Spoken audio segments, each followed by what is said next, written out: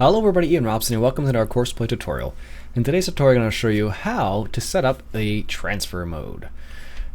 How to use, I should say, the transfer mode in courseplay. So here we are on the transfer mode right here. So if I hover over it, it'll say transfer mode, drive from start to finish.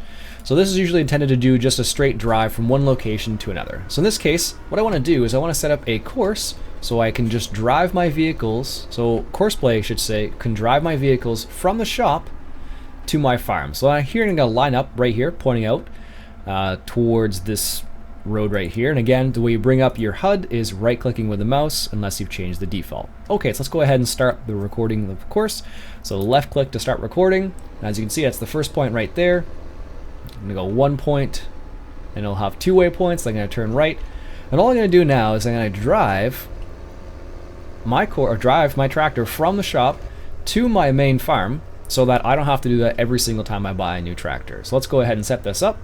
It's going to drive along here. So make sure to take special care around corners and whatnot, because remember, every time you have a course that's set up this way, you have to make sure that you drive carefully, because courseplay is going to follow exactly what you did. So if you made a mistake, it will follow the same mistake. If you went around a corner really quick, it's going to do the same thing. So keep that in mind.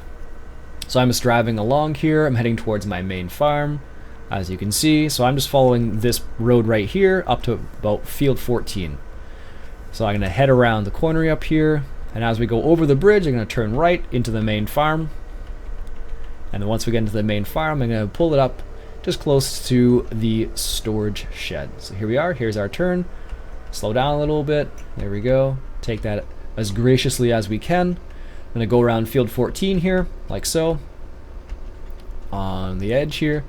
And what I'm going to do is I'm going to drive this particular tractor right into the main yard, just on the left up here. So I'm going to turn left here, then I'm going to turn right over this little plowed area, and then I'm going to turn left onto the main road.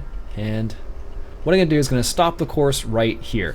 So what I'm going to do in this case is I'm going to actually hit a waypoint right here, and then I'm going to drive a couple waypoints further, and then I'm going to stop. And the reason why I set that waypoint right there was because in case this tractor decides to drive to the starting of the course again, which is way back at the shop, and it will get stuck for sure, I put that waypoint there just in case it does decide to do that. So now I have this little course right here, so I'm going to go ahead and save this as, I don't know, we'll say shop to farm. So again, to save it, you left click on that little save button and it brings up this, and you can name it what you want to name it. Okay, so let's go ahead and move this forward. And let's go ahead and buy another JCB. Okay, let's go ahead and buy that right there. And let's tab to that vehicle. So here I am at the shop once again. And I want this tractor to drive itself to my main farm. So what I want to do is I want to left click on the little globe right here, and I want to go find this one right here, which is shop to farm. I'm going to load this right here, and now as you can see, it's picked up that course right in front of it there. So here I am. I'm going to line this tractor up with the first waypoint right there. I'm going to set it to, set it to the drive transfer mode. Good, it's in transfer mode. Set it to drive course. What's going to happen here now is it's going to drive from the shop following the same path I just drove to my main farm. So I'm going to wait at the main farm right by this tractor, and I'm going to wait for that other tractor to come up right behind me. Let's see what happens. Alright, so we're just waiting for that tractor to show up. So as you can see, he's driving along the path there.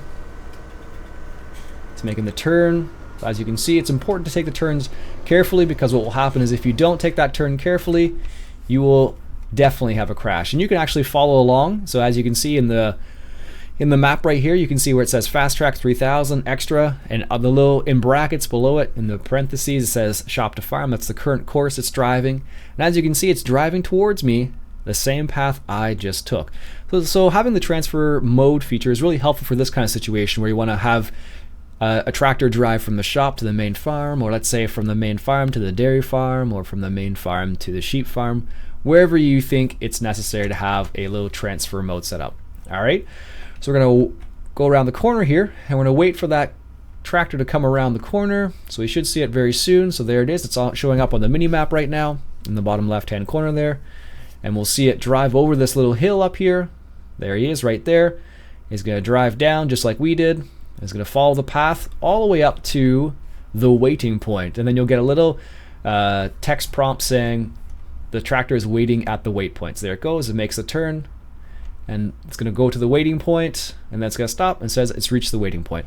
And that's why I set it up there, because I want it to stop there.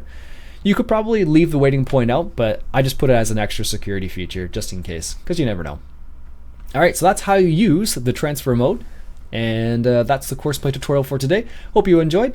If you'd like to see some more, why don't you go ahead and hit that subscribe button for some more courseplay tutorials. My name's Iain Robson once again, and I'll catch you guys later.